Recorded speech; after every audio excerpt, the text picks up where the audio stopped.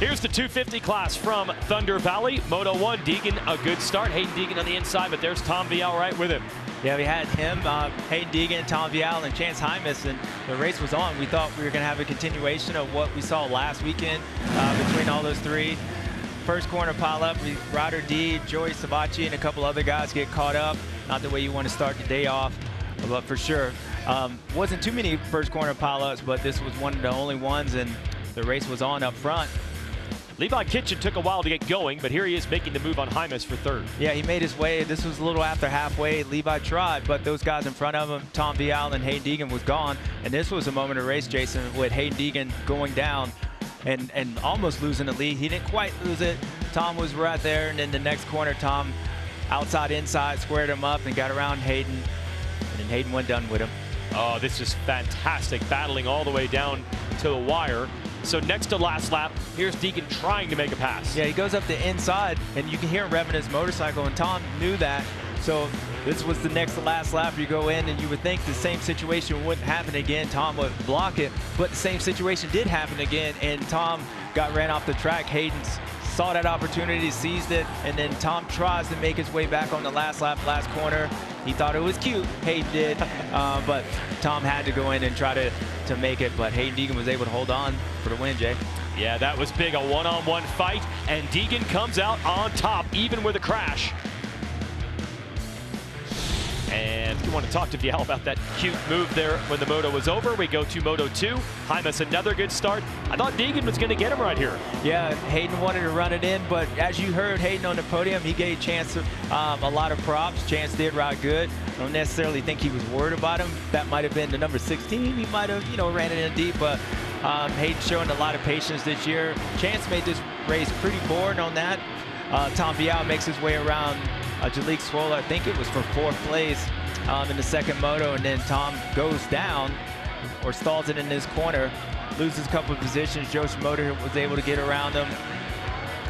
And yeah, so now Vialle is out of podium position in this moto, but he goes back to work on Swoll. Yeah, Jalik didn't learn. He goes back up the inside. Great move by Tom, and as the day was, he's been fast all day, made a lot of passes, but this rider getting his first ever victory. Dominant race. Hymas pulled away from Deegan, wasn't challenged. He wins, says he broke down in tears as soon as he crossed the line. His mom was feeling the same way. It's a long journey to get to the top in this sport.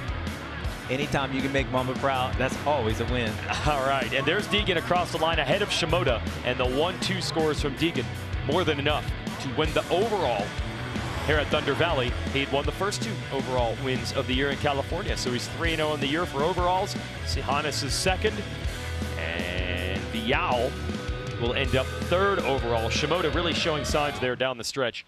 Good second moto.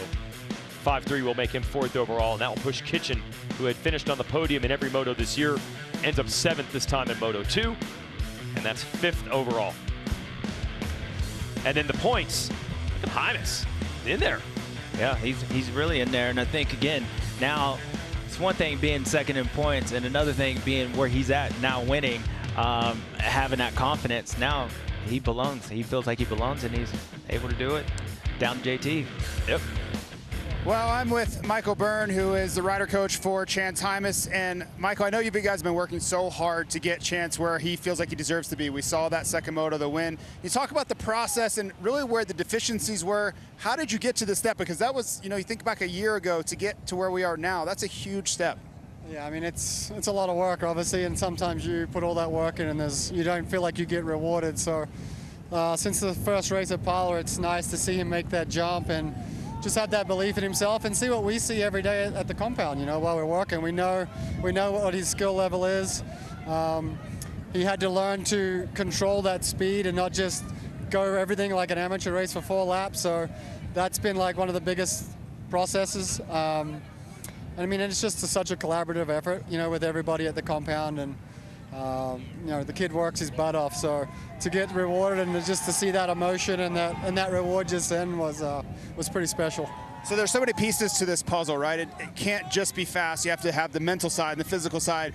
Where do you think he was missing? Was it him believing in himself? Was it the being in shape enough, the speed? What was all those things? Because I'm sure it was a puzzle, but from your perspective, what was the biggest thing he was missing? Yeah, I mean, there's been a lot of little puzzle pieces, that's for sure. You know, first he was dealing with a lot of arm pumps, so then we, had to, try and solve that little piece of the puzzle, and then just everything, the diet, and then the training, and there's all these puzzles scattered out everywhere.